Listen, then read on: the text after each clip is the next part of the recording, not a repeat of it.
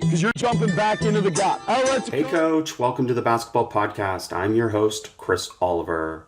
I appreciate you joining us for this week's podcast. Be sure to rate, review, and subscribe to the show, and visit basketballimmersion.com for more coaching resources and access to all the basketball podcasts.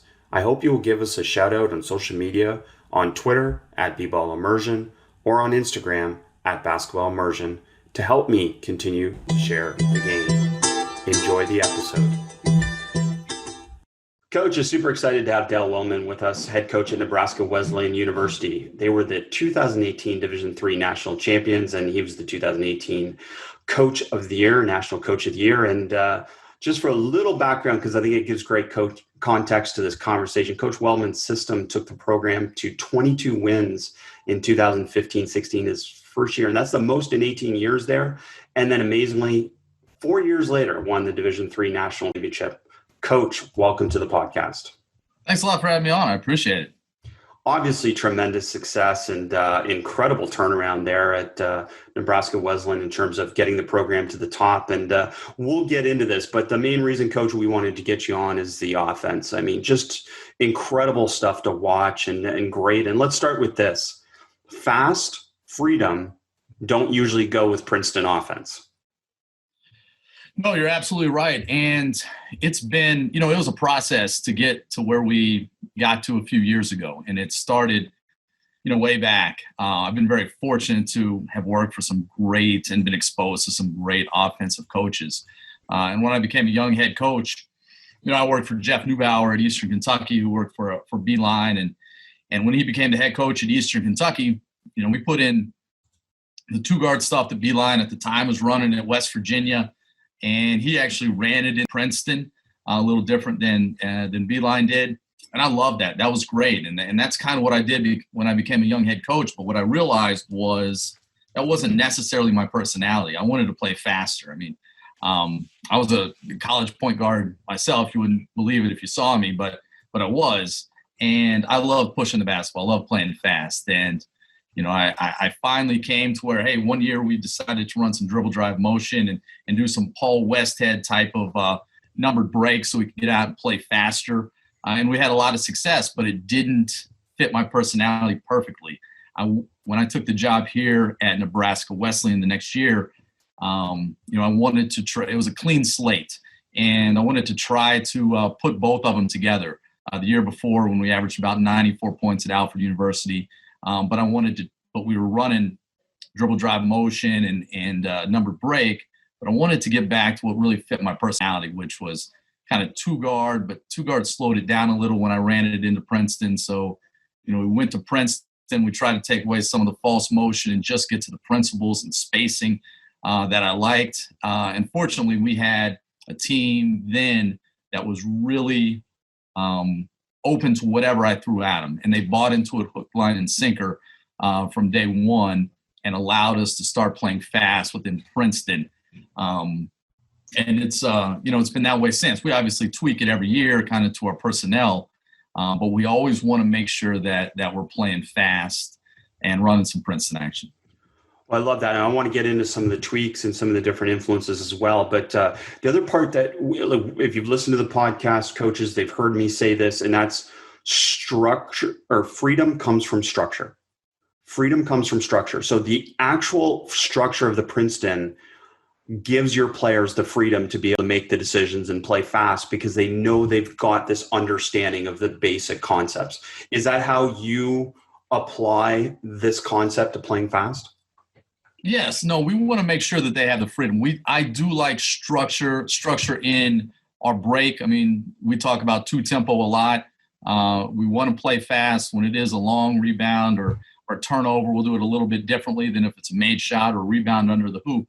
But we want structure. We want guys to know where they're supposed to go and know what they're supposed to do and know what other guys within the offense, whether it's in transition or whether it's in the half court, are doing.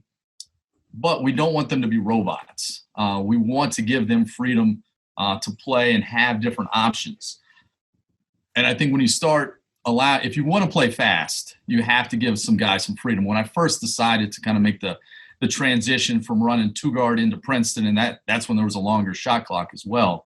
to play fast, like you have to learn how to play fast. So I called up a lot of different coaches, and I wish I could remember the guy's name. He was the head assistant for the women's team at UMass Lowell. This was like in, I don't know, maybe 2012.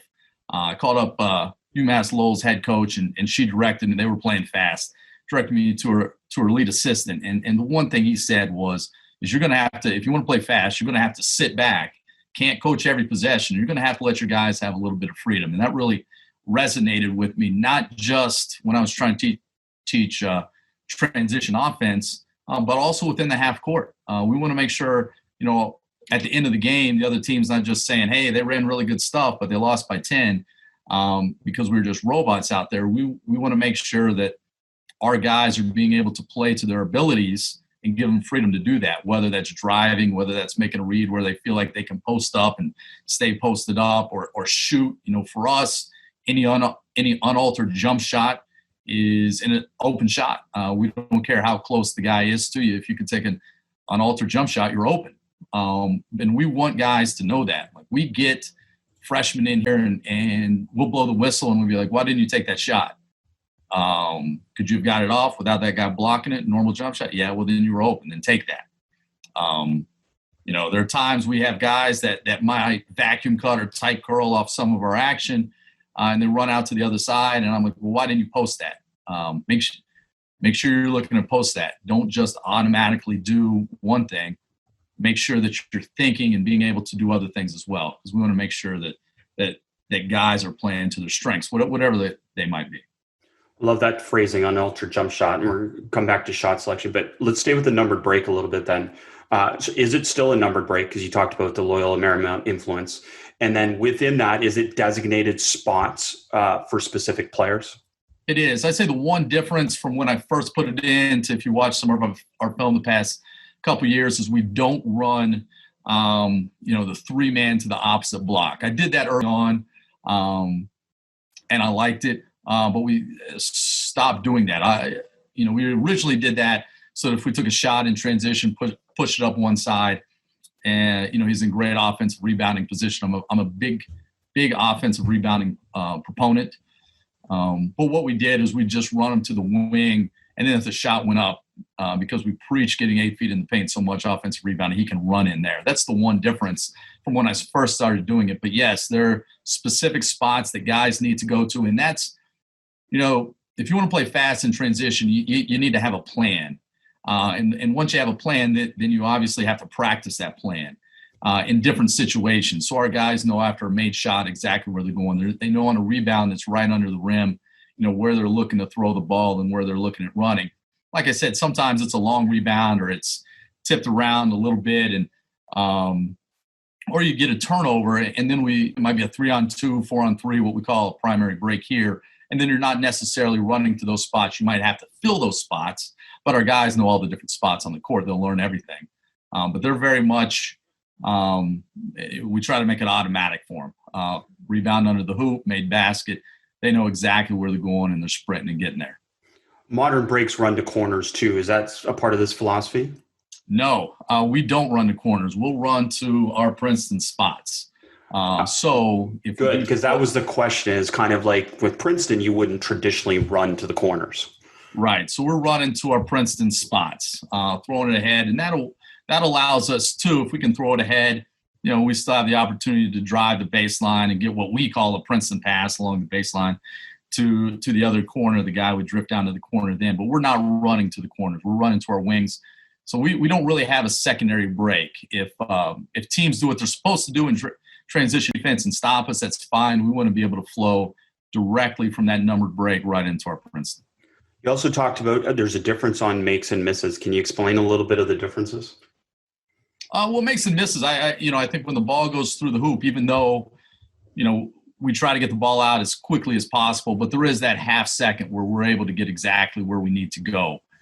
Misses, whether it's a rebound under the hoop, we want our guys to still try to have the mentality to play fast, and they're able to get the dribble down. We might be able to outlet a little farther up the court, but just that kind of split second, depending on where the rebound may go, will kind of our guys need that extra half second to know exactly where to go. In a lot of ways, we don't want the other team to score, but I feel like we're best kind of in transition and passing up the court, passing with a purpose after a made basket. Again, we don't necessarily want to give up made hoops, but I feel like we do a great job. There's less, for lack of a better word, confusion than when there's a rebound and it's going into different places. We always know exactly where the ball is going to be taken out, where we're throwing it, and being able to push it up the court. So the Princeton offense is remarkably modern in the sense of modern analytics, right? Like shoot at the rim or shoot a three. Is that part of what's helped your philosophy and helped your team succeed? Because obviously you shoot a high percentage of threes, but it seems like you guys get to the rim a ton as well. Well, yes, and I think that's changed a little with recruiting. We've been able to kind of recruit a taller, longer guy since we've been here. When I first got here, we shot a lot of threes. I think in 2016, and I think it was like 30 games, we shot about 1,100 threes. We're closer to about 800 now because we have guys that are able to get to the rim. But what we really preach is posting up. We really love to post our perimeters up and get close shots to the rim or to get to the line. So as much as we preach trying to drive and get to the rim, we really, really try to preach posting up and getting close shots to the rim that way. So we like to post our perimeters because, past few years, our point guard's been 6'4", which at our level is a pretty decent size. But even if he's going against a 6'2" or 6'3" guy, that's somebody that's not necessarily used to guarding in the post. And we want to take advantage of that. We'll post up guys that are 6'1" against other guys that are 6'1". I mean, if you're going to do it 6'9" guy against a 6'9" guy who's used to guarding the post, why not do it with a 6'1" guy against a 6'1" guy who's might not be used to guarding in the post. But that's one thing, going back to what I said earlier about Jimmy Tillett, and I've never met the guy, but I was at Eastern Kentucky when he was at Sanford, and he had some good teams there in kind of the early to mid 2000s. And I just fell in love with the way those guys posted up. They just did an absolutely wonderful job, and they were tough, hard-nosed guys. Now, we post up a little differently than they did, but I just remember, even our coaching staff, and I worked for a great defensive coach that first year, and Travis Ford, just talking about how we needed to guard those things and how they cut so hard and posted up, and it was just hard to guard, and that always stuck with me. And in the past 3 years, as we've gotten a little taller and longer, so we could get some shots close to the rim or maybe get fouled, we really focused on posting up. Well, and I'm imagining, especially from watching some of your film, a lot of the post-ups come off of cuts and curlbacks and deep seals because they're coming off of movement rather than stationary trying to fight for position. That's something that you emphasize, I'm assuming, in terms of how you try and get post-ups? Absolutely. So a lot, and it's one of those things too, just like I was talking about in transition, you have to have a plan and then you have to practice it. We had to go back, and I'm 5'11" myself. I played point guard. I didn't post up a lot in college, and I wouldn't say that I was an expert on teaching guys how to post up. But within Princeton, we started studying different ways to do it. And that's, if you're coming off a tight curl on kind of that split screen after you hit the pinch post, there's different ways now that we know that guys can guard us. Are they going to be tight and try to blow up that screen and go over top? We feel like if so, we can keep curling that. Are they going to go under? If that's the case, then we want to make sure that we find that guy and, put our butt on him and drive him. And we try to post up in that situation when we hit the pinch post and go away right in the middle of the lane. If they switch, we tell our guys to run at the guy that they're switching and then drive them back with our butt right in the middle, going towards that kind of charge arc down there. What we've started to do too is, when we do kind of reject that split screen for what we call a vacuum cut, when we go down, if we're cutting hard and that guy's staying with us, we call it a hop in front. We'll stop on a dime. And whereas Sanford, it seemed like they used to kind of throw the leg around, we'll just stop and hop right in front. That guy's momentum on defense is still going a little bit, and we're right there shoulder to shoulder with them, but on the wrong side. So we'll stop on a dime and hop in front. And those are things that we practice every day. And what I found is guards who've never had the opportunity to really post up, at least in our practices, it seems like they love practicing those things and, getting banged down low with the pad and they really have some fun with it. And I think that's all kind of helped. No, it's a great thing to connect for us is that the guards love to post up, especially the ones that get good at it. Shot selection, you mentioned unaltered jump shots on the perimeter. Can you define shot selection a little bit for us in the post? Yeah, in the post, once we get the ball into the post, I'm fine with pretty much any shot. If we can get the shot up, that's great. If teams are going to, obviously, there's a couple guys that we've had in the past. They get it down there and they'll double and they'll go down. Then we'll kick it out. But if you can get a shot off in the post, that's fine. Nate Shimon has just graduated for us. And the reason I bring him up is he's somebody, I don't think he ever used the post move in his life. He would just get the ball down and he would just turn over one of the two shoulders. And he was able to just kind of elevate over the defender and shoot a great shot. Although there's no way I could have done that or other guys on the team, but that was a great shot for him. Other guys needed to make kind of a move in the post to be able to get a shot off, which is fine. But if teams are going to double down, going to collapse because teams know that we post up a lot, then, hey, what you talked about earlier, getting shots close to the rim, but also being able to kick it out. And I think our guys are unselfish like that. Football is in full effect, with many teams starting their stuff early. The NBA Finals are here, and the MLB playoffs are in full swing. You might not be at a game this year, but you can still be in on the action at BetOnline. BetOnline is going the extra mile to make sure you can get in on everything imaginable this season. From game spreads and totals to team player and coaching props, BetOnline gives you more options to wager than any place online. Head to BetOnline today and take advantage of all the great sign-up bonuses. BetOnline, your online sportsbook experts. Another curious thing that I've heard you say, and it may be different now because this may be from a few years ago, but you said basically that you focused on one of the series of Princeton. Say you ran 90% of the time point series so that you could get really good at that. Is that still the philosophy in terms of what you do?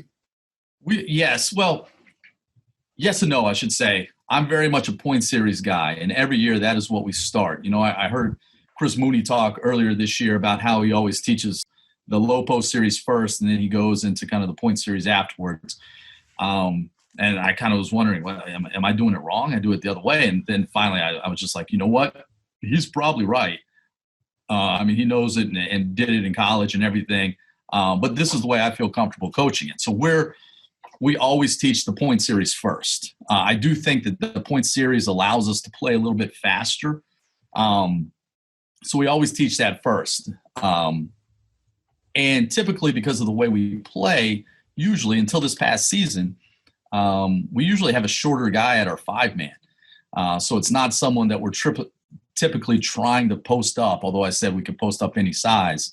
But it's usually kind of like a second point guard for us, really. Ryan Garver, 2019, led Division III in assists, but he was our 5-man. He was also the guy that we posted up the least.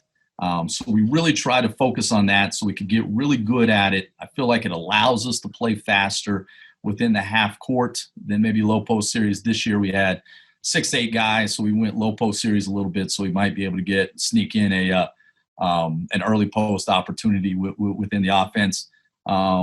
But this year, whenever we end up playing, I expect to go right back to the point series and run that 90% of the time. It's been good for us, like I said, allows us to play fast. It also allows us to play different guys in different positions. You come here, everyone's learning the 1 through 5 for us. Everyone gets to know it.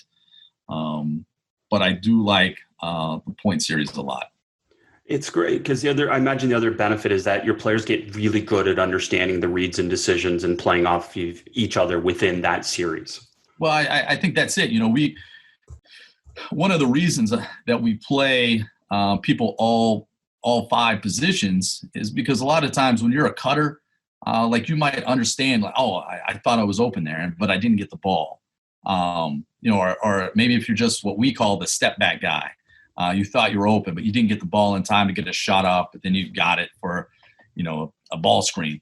But when you play all the positions, I feel like you can understand what the other positions are seeing and understanding a little bit. Maybe I'm reading way too much into it, but I do think that it helps as a cutter, knowing what that 5-man's thinking when he might be making the pass. And I think it helps as a 5-man to kind of understand what the cutter's going through, because he's done that position a lot. And going back to the point, I should have said it before, people will look a lot of times without watching us play, and they'll see the numbers that we put up or averaging in the 90s, and they think that we play a certain way. What I've always told people is there's more than one way to play slow. There's also more than one way to play fast. And within Princeton, you'll watch a lot of our stuff that might be out there, and rarely do they ever show the fast breaks that we try to teach in our 2-tempo offense. But what'll happen is you might see a guy just casually jog up the court and make that, send the brush cutter through and make that push pass to the pinch post and then run either over or away. But I think the majority of the time is we're scoring on like two passes. We're trying to teach these guys to pass, like I said earlier, pass with a purpose and really see the offense. And I think Jimmy Tillett said in his podcast, a very narrow kind of, you're not looking at everything at once. You know exactly where the openings might be. And to be able to get a shot up within 2 or 3 passes. So even though it doesn't necessarily look like a very fast possession, we're still getting a shot up in maybe 7 or 8 seconds, which is a different way of playing fast than just flying up the court and trying to get in, kick it out, drive in again and kick it out. It's a little more controlled, but we're still playing relatively fast in those half-court situations, if that makes sense.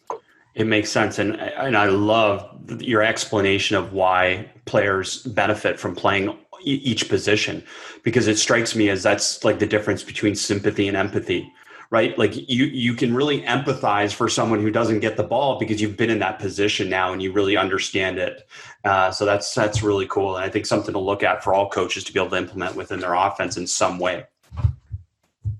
Yeah, absolutely. I think I think that's a great way. I've never heard it put that way, but I think that's absolutely the right way to say it. And we probably said it in much less eloquent way to our guys is, what that guy was doing, or what that guy saw. We need to either get him the ball, or you've been in that position right there.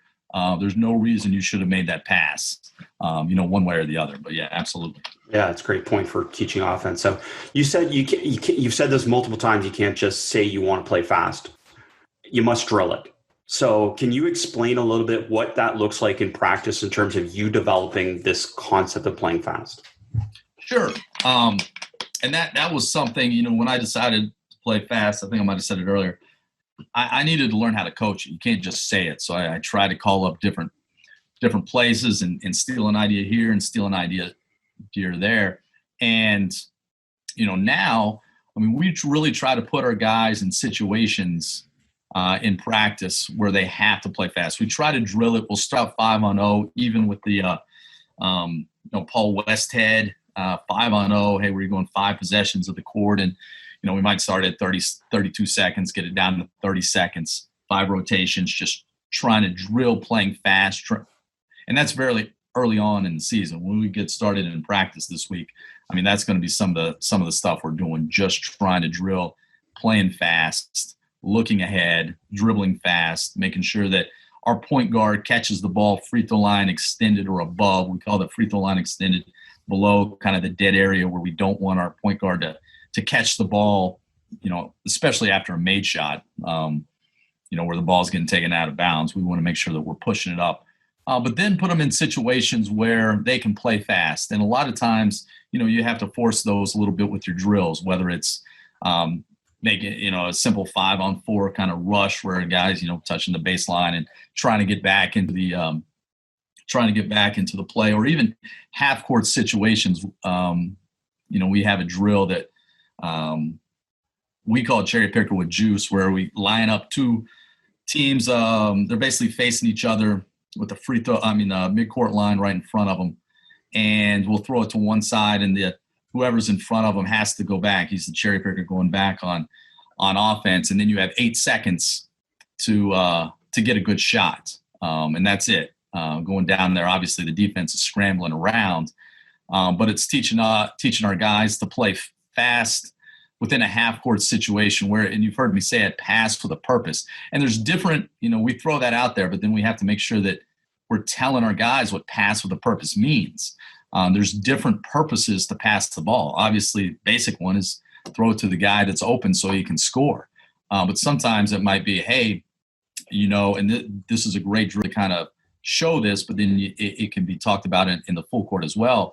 You might have to pass with a purpose where you see 2 guys on one side, but there's 1 defender. So you see they have an advantage. So that's passing with a purpose. Maybe there's 2 guys on one side and 2 defenders, but you're passing with a purpose because that guy has a better angle to get it to the next guy who might be able to score.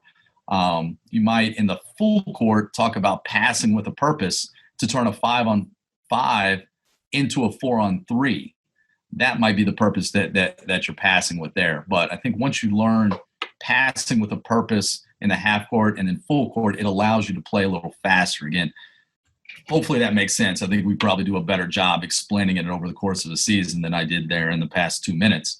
But passing with a purpose allows us, I think, to play faster and just putting our guys in situations where we can turn a 5-on-5 into a 5-on-4 or a 3-on-2 or whatever it may be in the half court and the full court just by us pushing the ball and passing with purpose.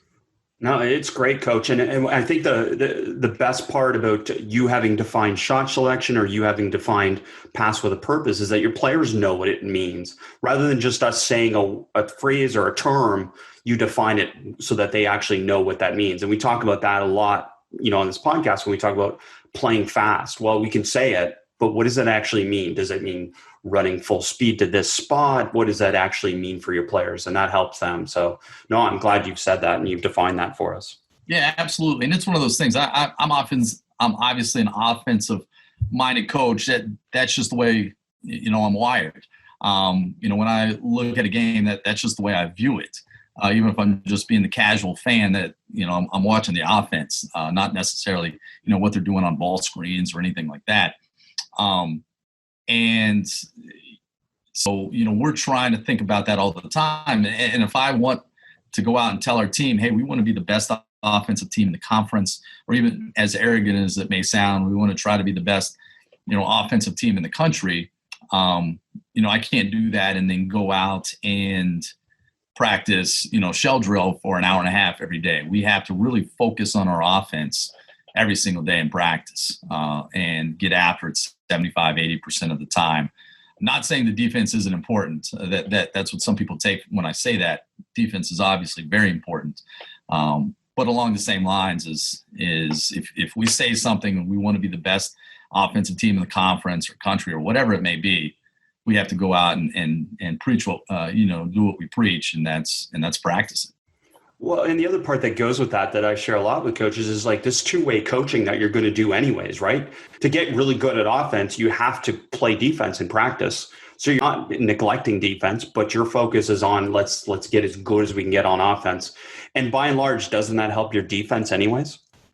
Absolutely. Well, a couple things along with that. The past 3 years, we've run zone. We've run a 3-2 zone. Pretty much primarily, probably 90-95% of the time. So people think that, we just don't have a man because we run zone all the time. We preach man in practice. We do shell drill. We go through, we break it down. We do all those things because when we run our offense, we want to make sure that we're running against a really good man defensive team, as good of a man defensive team as possible. Because when we go to play those teams in our conference and that are really defensive minded, we have to make sure that, hey, we're not fooling ourselves into thinking that we're good on offense just because we're playing bad defense in practice. We want to make sure we can do it against good men in practice. We can do it against good men in the games. And although we have run very, very little man the past 3 years, we have to practice both. I will say, I think this isn't the reason that I started going to the 3-2 zone, but it's definitely a benefit is, it does allow us more time in practice every day to break down the offense, to do different offensive drills, just a little different way to teach defense when it's zone compared to man-to-man. And it's been, it's really helped us offensively, I think, by playing some zone, although that wasn't the reason that I went to it. I'm glad you said that, because that's exactly what I was thinking. And what I was going to ask you is we used to play man-to-man, but we used to switch everything because it just simplified everything. So we could spend more time on offense. And that's not to neglect the complexity of the 3-2 zone or switching on defense or man-to-man. But like, if you want to be an offensive coach to a certain extent, and I think a lot of high school coaches should look at that too and just say, hey, let's get really good at offense. Because you know what? Doesn't that lead to your team enjoying practice more and probably playing the game more? And I've always focused a lot on that component of athlete satisfaction. You're a Division III coach. You don't own them. You want them to enjoy the experience of playing. So what do they enjoy? I'm imagining they enjoy playing offense in your system, don't they? Absolutely. And we try, even in the recruiting process, we try to tell guys, hey, do you like offense? Everybody says yes. Hey, well, then this is the place for you. Like, come, like, we'd love for you to come to a game, but come to a practice. Like, so I'm not just blowing smoke. Like, come to a practice and see how our practices are. And I think not only will you see a lot of offensive stuff, but I think exactly what you said, you'll see our guys enjoying practice. Because they like those things. And, when we do defensive things in practice, no one's like rolling their eyes or anything, because they know, hey, we're going to go hard. We're going to do this, and then get right back to an offensive drill. They know what's right around the corner. If they, bust their hump and get after it, is, hey, we're going to have another shooting drill. We're going to have another transition drill, whatever it may be. So we're always trying to get guys to practice in the recruiting process because of those things you said. I think they like seeing that. And I think just, they see the guys having fun, smiling, practice, while at the same time going hard and being focused. And, hopefully that can help us a little bit in the recruiting process. Yeah, I love that. And no doubt it does, for sure. You mentioned shooting it, say, within two passes. And I'm just curious, possession length wise, do you have a breakdown, or do you have an understanding, say, if you shoot it within, say, the first 2 to 3 passes versus you shoot it, say, 4 to 6 passes? Do you get better offense within the first 2 to 3 passes, do you find? I think we do. I think our first couple looks, and maybe it's because we preach it so much in practice, I think we get great looks. Where typically you might say, hey, longer in a possession, someone might be another opportunity for a breakdown, whatever, and you can get a good look late. But I feel like our first couple passes, that's our bread and butter. And when you start watching some of our games and some of our better possessions, I think you're going to see that, whether it's just on a typical vacuum, which is where we reject. We say vacuum because we're trying to cut so hard that we not only suck our man with us, but we suck the other defender with us. Whether it's just hitting that simple backdoor, or the guy for a step back for a shot, or being able to post up, or if they're cramming everybody into the paint, like we have the skip to the corner for the brush cutter. We call it Coop's Corner. Cooper Cook made a living. He was the MVP of the Final Four, made a living just sitting in that corner after a brush cut. And people would try to take away a lot of stuff in the lane. We would just skip it to that corner for threes. A lot of our breakdown drills, when we go 3-on-0, 3-on-1, 3-on-2, and even 3-on-3, are designed to look at those initial passes out of the pinch post. And I think that's one of the reasons, and we do those obviously every day. Those are the reasons that I think we're best at that, and probably get our best looks from those. So the other thing that struck me, which I really enjoyed watching your team for the last few years, but like sometimes as coaches, we describe like the perfect offensive possession as like multiple ball reversals. And what I've personally kind of think that's overrated. And the perfect offensive possession is honestly as few passes as possible and get a high percentage shot. And when I watched your team play, that's what struck me is like, again, you're not messing around with all these false notions. You're getting right to the point of trying to attack to score within Princeton. And it's tremendous to watch. Well, no, and you say that right there about, reversing the basketball. And I'm like, wow, that's kind of weird. Like, because I never think of that. Like, we've never once said that in my 7 years, going into my 7th year, said, hey, we have to reverse the basketball. Not once. again, we want to play fast, so we're not worried about those things. We want to score quicker. Now, just like we're two tempo in the full court, like we want to push, we want to get shots in transition. I mean, if we can do that every time, great. But it's not going to happen in college basketball. Teams, especially teams we play, are too good in transition. We'll pull it out, run our offense. It's the same thing, within the offense too. Like we want to be two tempo there. We'd really like to get a good shot within, 2-3 passes. But there are good defensive teams out there. If they take that away, we like to think that we can still continue our offense and get a good shot, later on within the shot clock. Talk to me about the influence of dribble drive. You talked about that. And then when I watch your team play again, there are definitely opportunities, and your players take advantage of that, opportunities to be able to drive the ball to score. Can you talk about that? Does that come from dribble drive a little bit to be able to implement that mentality into the Princeton? It does. And we had Nate Shimonitz, who's a 2,000-point scorer for us, 6'4" point guard. And he had an unbelievable knack to get into the rim. So, again, we want to play to our strengths. So, a lot of times we would just start out, still what we call Princeton. And to be honest, I think I saw a high school tape of a Dave Fosher practice up in New Hampshire that was sent to me once. And it kind of combined these things. So, I kind of stole it. It's definitely nothing I came up with.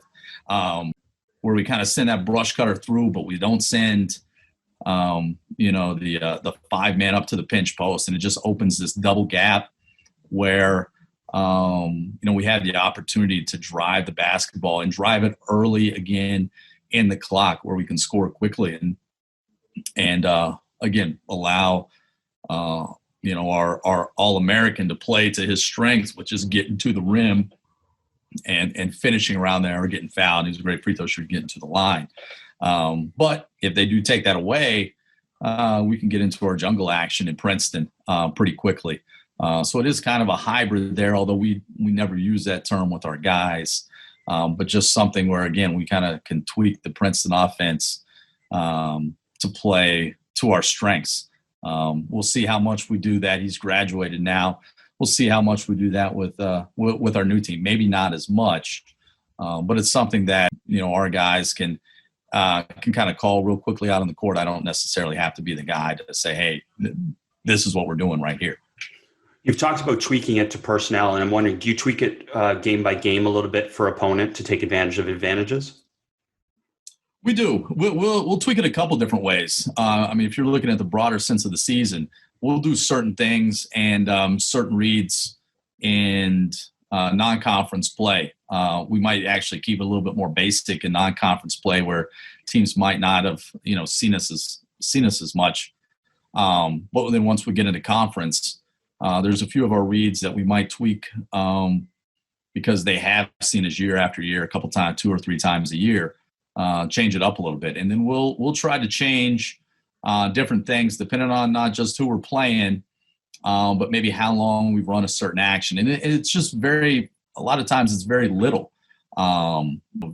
things that we're tweaking just within, first of all, just us within our offense. And maybe once we return it, dribble spin, it keys this action. Whereas, in the past it would have keyed a different action, trying to keep the other teams on the toes a little bit. But also, some teams will get out and really deny us, play us hard, and make us have a lot more backdoor cuts or what we call double backdoors after that first action. They'll really pop out so we can't hit the guy for a ball screen, and then we get a double backdoor action. So that's another way we need to tweak it and practice going into those things. And then there's other teams that we know that we'll just have some height on, and we want to make sure that we're giving them different actions or keying different things that will lead to post-ups, what we call hop in fronts on backdoors. So during this game, hey, if we put more of those things in, we'll have more opportunities to post up. So we do, like I said, just to summarize, we tweak it over the course of the season, but we'll also tweak it even in the shorter kind of conference season, depending on who will play. Exactly. Love it. And The other part that I read and which I love and want to hear some more about is that you keep score in everything in practice. Can you talk about some of the things that you found most effective in terms of keeping score in practice to be able to emphasize the things you want? Right. We'll always give a negative point for a turnover. I mean, no coach in the country obviously likes turnovers. We want to make our practices extremely competitive. We have some extremely competitive guys. They're all good friends, but when they're in between the lines, they want to get after it. And I think they really I like the competition. I mean, I'm a competitive guy. My wife doesn't play games with me because of it. And I think our guys kind of feed off that a little bit and have that own competitive spirit in them. And so we'll always keep negative points for turnovers. And what we'll also do is we always keep an extra point for offensive rebounds or we'll also do this, and we don't necessarily do this every time, but we do this probably the majority of the time. If we don't get 8 feet in the paint, and what I mean by 8 feet is 4 people crash in the glass, we'll give them a negative point. Anything you can say a lot of stuff, but unless you emphasize it in practice, whether it's a certain action or it's a concept or whatever, guys won't do it. So if we're going to say, hey, we need to get 8 feet in the paint, we need to penalize them when they don't do it, and then reward them when they do it correctly, get 8 feet in the paint, get an offensive rebound. So if a guy puts a shot up, 8 feet in the paint, offensive rebound, kick it out, they hit a 3, they get 4 points on that possession. Anything that we want to emphasize, we'll kind of do it. But our big things are turnovers and offensive rebounds. Football is in full effect, with many teams starting their stuff early. The NBA Finals are here, and the MLB playoffs are in full swing. You might not be at a game this year, but you can still be in on the action at BetOnline. BetOnline is going the extra mile to make sure you can get in on everything imaginable this season. From game spreads and totals to team player and coaching props, BetOnline gives you more options to wager than any place online. Head to BetOnline today and take advantage of all the great sign-up bonuses. BetOnline, your online sportsbook experts. Hey coaches, brief interruption from our podcast to hear from manscaped.com. 2020 has been the year of things happening that are completely out of your control, but there is one thing that you can control, and that's shaving your bush. You may be surprised how many coaches have already DM'd me about this special offer. I wasn't, because I'm a user and manscaped.com is definitely worth it. Our sponsors at Manscaped are here to remind you to do so. The Manscaped Lawnmower 3.0 is a premium electric trimmer that's designed to give you a confidence boost through body image. Their ceramic blade and skin-safe technology are designed to reduce nicks and tugs on your fellows down low. The Lawnmower 3.0 is also waterproof and comes with an LED light so you can manscape in the shower, in the dark, or in a dark shower, whatever floats your boat. Go to manscaped.com and check out some of these life-changing products. In fact, listeners of this show will get 20% off plus free shipping with the code ARMCHAIR at manscaped.com. That's 20% off with free shipping at manscaped.com and use code ARMCHAIR. It's time to grab 2020 by the horns by shaving that front trunk. Now back to the podcast. Coach, I mean, I love hearing this. Like, again, even if I don't run Princeton, so much of what you've said already applies to just offense in general. And that's what I've always loved about studying Princeton, the triangle, 2-guard, the beeline system, as you talked about, that there's all these concepts and all these things that come from it, whether it's phrasing or just methodology that applies to offense. And, you've talked about all these different influences that you've blended already with the dribble drive and the fast break type of situations. And can you just talk about that in terms of influence and how important that is to not stay rigid in one system? I was very fortunate, just talking about influences, like I said earlier, very fortunate to be exposed to some good offensive coaches early on. And I'll go through some of those, like Bob Montana, and you may not, I feel like unless you were in New York or New England in the 1990s or 2000s, you may not know who Bob Montana is, who was the head coach at Union College in Schenectady, New York. And I was fortunate enough to work for him. And he had an unbelievable mind for the offensive side of the basketball. He's actually friends with John Beilein. And, John Beilein kind of came up with the 2-guard offense. Bob Montana kind of came up with his own system as well. where very similar to a two-guard or a Princeton, different things led to different things. If a pass on the wing, if you're on the wing with the ball and you pass to the corner, key to different action than if that guy passed up top. And that was the first time I'd ever been exposed to anything like that. And that's I just absolutely loved it and fell in love with it.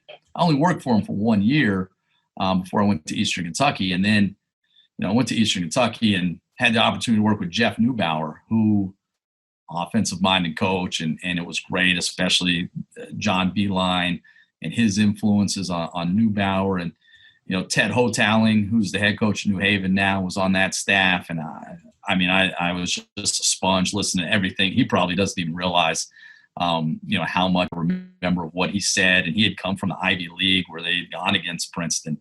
And I think Columbia was running, way back then, was running Princeton as well. And just listen to him do the scouts against Sanford, and just soaking up different things. And then, I went to work for Dave Paulson at Williams College. And here I was, a relatively young coach, and Dave had already won a national championship. And he's out there, asking me about these different offenses and how we can implement it into his system. And I just thought that was unbelievable. And that was great that he allowed me. So as I've become, and I saw and they were all different styles of offense. And then as I became a head coach, trying this process and kind of figuring out during, running two guard, running dribble drive, running Princeton, running just, basically the point series out of Princeton, all these different things, has made me kind of realize that I can't just, hey, let's just do the same thing every year. Let's, keep being, energized by different things that you may be able to throw in there. I'm not in the position right now where I'm obviously working for other guys as the head coach myself. So, I try to go back and watch my Sanford stuff. I watch Richmond stuff.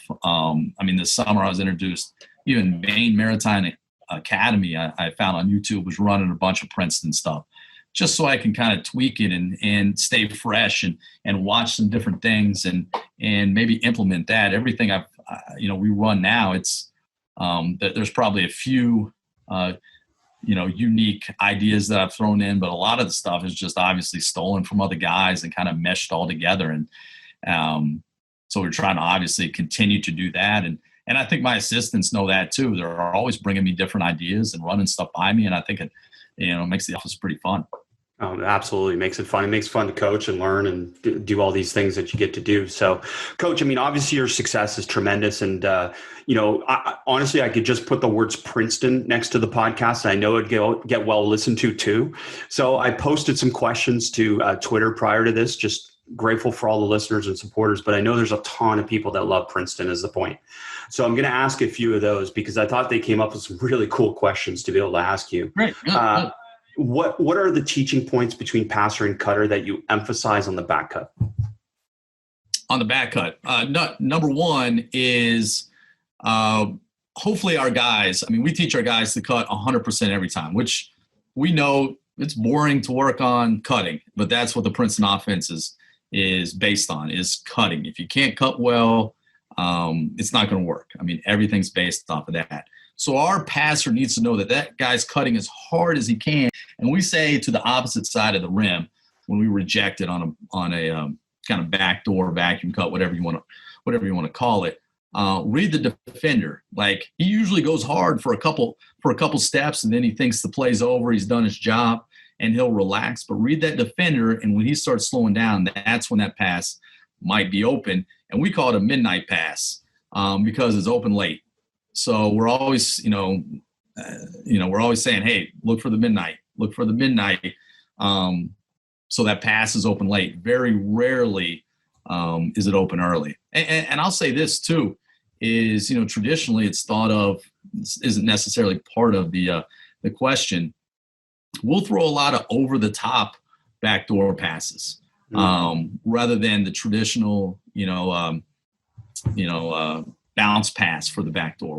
And we teach those things. We think it allows our guys to kind of put it in easier to kind of put in the square where it needs to go, kind of like a wide receiver, defensive back almost a little bit, throw it over top with a little arc. So we'll do a lot of our passes like that. and then try to read where that guy's going to be and see what the defenders, when he starts slowing down is when you really have to look for that pass. Well, I love that. And that shows a lot of flexibility within, again, this is traditionally what it is, but here's how the game actually needs to be played now. And then again, the dribble drive taught us a little bit of that, about throwing it to the rim versus throwing that traditional dump bounce pass that used to be the norm. And it's like either or what's the best decision now. And I assume that's what it is for your players, that they have to make a decision between the bounce and the over the top pass. Absolutely. And, a lot of the stuff that we see within the way we play Princeton, again, we find that it's just that over the top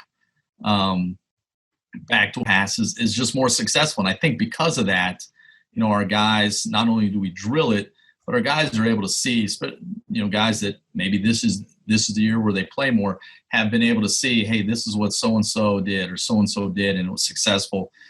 And it just kind of breeds itself a little bit, where this is the type of pass and how you need to put that pass. But they do have, if someone threw a backdoor pass on a bounce pass and it went through, I wouldn't be upset about it. But I think it just makes for a smaller window. Some guys I think aren't as good, even though we drill it, aren't as good with that in terms of leading a guy that's making a hard cut. I think it's a little easier to put a little air under it, but maybe I'm wrong. Maybe, again, I'm thinking too much about it, but it's worked for us, so we'll stick with it a little bit. Oh, that's awesome. Love to hear that thought process in that way. And there was a number of questions about transitioning between phases of the Princeton offense, and what cues do you use? Right. Well, we don't really use any cues, but in terms of just having, I guess you mean within the half court. I was going to say, obviously. Yeah, within the half court, yeah. Yeah.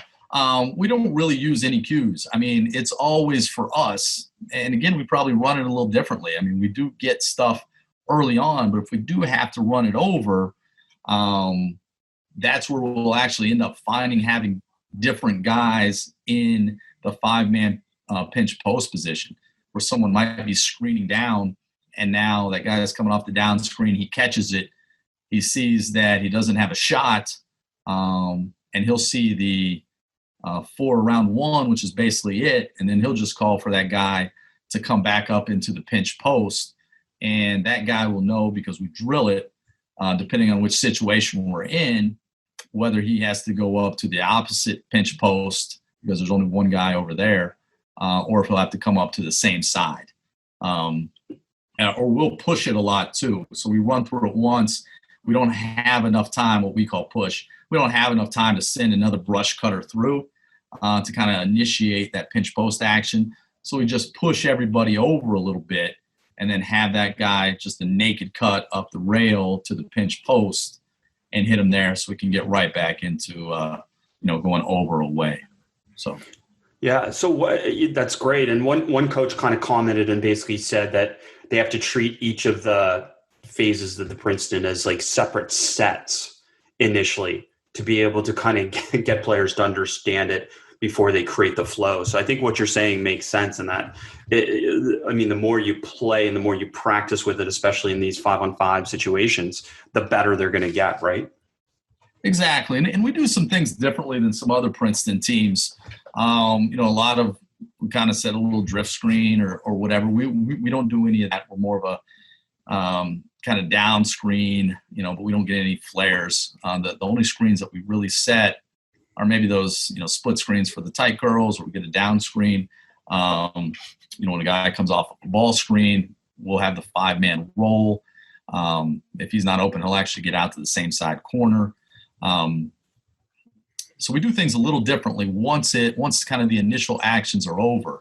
And by doing that over and over and over, and we do a lot of 5-on-0 stuff, our guys just kind of get used to seeing the different ways that we can get into our actions, whether it is send a brush cutter through again, push it over so we can run up that rail, whatever it may be. So it's just drilling, learning from your mistakes, getting some mental reps if you're not in at that time, so that you can understand kind of the flow. That's the way it is. I'll get a lot of, coaches, specifically high school coaches, will ask me about Princeton, asked me to send all the diagrams that I have, and I literally don't have any, because I feel like if I sat down and just did all the diagrams for Princeton, there's so many different options, and we do what we say, diversify all our options. So we're mixing up things all the time. I would just be doing diagrams all day. So and you don't truly know what's going to happen on a possession. You don't truly know what's going to happen. There's automatics, and you said, I think the term you use is ball talks, right? The ball talks. The ball talks, yeah. So there's a lot of situations where, depending on what the ball does, that keys the next action. Everybody's on the same page. There's some situations where you might get a ball on the wing and you might take a dribble, and that would key a different action than if that guy just threw the ball to the top. The ball talks, so you have to make sure that you know what's going on while you're out there on the court. But yeah, the ball is going to talk for you. Less of a challenge for you based on recruiting and the type of roster you want to put together, but a high school coach, club coach, they might not have all shooters. So in your experience, what are some ways to be able to use a non-shooter within the offense? Right. And we have to make sure that we have enough shooters, and we obviously like to recruit shooters, because then teams will just go zone. We haven't seen a lot of zone. Number one, because we have some shooters. Also, number two is because we go against zone every day in practice with our own zone. But we still have guys that aren't necessarily knockdown shooters, and especially guys that can post. We talked a lot about it today. If you can do something well, whether it's post up or whether you can drive and get to the rim, you can be successful individually within the Princeton offense. So there's that. That's what I'm talking about, tweaking it to different things. It doesn't all have to be, just backdoors and threes. You can drive and get to the rim. You can post up. But I think offensively, you do have to be good at one of those things. It doesn't necessarily have to be all of those things. But if you can be good at one of those things, I think it can help. And you mentioned zone. Do you run same stuff versus zone? We don't. No, and that's a good question. We don't. We run more motion. We have some continuity, and obviously a few sets. The interesting thing is we run a 3-2 zone, which we never see really. So we do run. It's nice to be able to run some motion, but our motion has to be a little different against 3-2 than it might be against a 2-3, which is typically what we may see, a 2-3 if we do see a zone. But no, we are different. What's been the hardest? What's been the toughest defensive strategy to play against in your experience over all of your years? Yeah. Let's hope all the American Rivers Conference coaches aren't listening right now. They're banned from this. Yeah. Yeah, they're banned. No, I think what's been the toughest for us, and I think it's kind of a combination, teams that are really physical with us and officials that allow that to go on. And I know that happens. That's part of the game. By no means, everything's different. But if you look at some of the games that we've lost the past couple of years, WashU did a great job defensively against us in the second round. And WashU, those guys are big and strong and were really physical with us. I think it's, I faced Pat in the national championship game when he was at Wisconsin Oshkosh. Similar type of defense, obviously, both with obviously really good players. Had more success that time than this past time because they were really physical with us on our cutters. I'm obviously trying to tell the officials we have some freedom of movement we're allowed. But I think those type of teams that are really physical with us and where the officials let the guys play a little bit, is a little different. So we don't necessarily see as much of that. There's teams that obviously heat us up a lot. But there's a difference between just heating guys up and then just being super physical with the team. And I think those truly physical teams, to be honest with you, where they're just grabbing and pulling at you while you're trying to cut or tight curl or whatever, I think that's probably been the toughest, to be honest, for us. It makes sense. And that applies to most offenses too. So yeah, no, I agree. No doubt. And I'm not, they've done a job. St. Thomas, we've had a great run the past 3 years, but we have not had a great run the past 3 years against St. Thomas. And they're not an overly big team, but they're obviously just a well-coached and physical, tough, strong team. And that's what they did against us as well. You've kind of talked about this, but just to bring it home for some of the high school coaches that have asked, because I got this a number of times too, is just like in terms of the complexity of the Princeton offense, how would you teach it at the high school level? And you've kind of talked about that you would focus on one series and get really good at that one series. Is that fair to say? That is fair to say. When I do talk to high school coaches, I lead with what I said earlier. Like, we go 75, 80% of the time on offense. And some coaches, and I'm fine with it. I'm not saying they're wrong, aren't willing to do that. But I think if you want to do it, you really have to focus on it a lot because there are so many intricacies within it. Now, having said that, and it sounds contradictory, but, we say dummy it down, not because our guys don't have basketball IQ, but we try to dummy it down to allow us to play a little bit faster. We really focus, and I always tell this, I think this is great for, high school coaches or team, and we do this ourselves, or teams that are looking to run the Princeton. We started out very basic with 3-on-0, where, you have a passer, you have a 5-man, you have a guy in the wing. You can start out, going away, or you can go over the 5-man to the corner, either way. And we'll go 3-on-0, and we just tell those guys, here's what we're looking at right here. We're going to hit the midnight pass right here on the vacuum cut. We're going to hit what we call a step back. So if that guy cuts hard and he sucks the defenders down, that guy's swinging his leg back, we're going to hit that guy for a shot. We're telling those guys, just spoon-feeding it to them. Now we're going to go tight curl. We're going to hit on the cut here. Now we're going to go tight curl. We're going to hit that guy in the post. And we're telling them. And then we'll go up to 3-on-0 where, hey, now we're not telling you like it would be a game. And now you have to kind of read, even though there's no defense, but you have to make those decisions. And then we go 3-on-1 where we have a defender on the 5-man. So, and we want that guy to heat them up, try to get a deflection, do all they can. They're the only defender. So do all they can to try to take away that pass. But the 5-man knows that if he can get it by that guy, the guy's going to catch it, whether it's a midnight pass, now you're faking a pass to make a pass, all those things. And then we'll go to 3-on-2. Again, we can go away and we can go over with that point action. We're going 3-on-2 where now the 5-man doesn't have a defender on him. So he, has the luxury now of being able to maybe he has to thread a needle on a pass or put a little air under it to put it in that square on a backdoor cut, whatever it may be. But obviously the guys, at that split screen, we call split screen, have defenders on them. And then we obviously put it together with 3-on-3, and that takes time. Like that doesn't all happen in one day. That happens over the course of, whatever it may be, a week and a half, 2 weeks, whatever. And we're very slow, and we will be this year, even though we're not playing for a while, at putting that stuff in. Last year we had a very experienced team. We go a little bit faster, but we're going to be younger this year. We go very slow at kind of putting those things in. And then from that, going into the 5-on-0 situation. But we really have to break it down a lot. And that's just within the point series. So I do think focusing on one, is definitely would be key, especially at the high school level where they might not be able to have maybe as much time as maybe some other places. Oh, great insights and tremendous sharing, Coach. I can't thank you enough for taking time to be able to share all of your insights, and obviously the success speaks for itself.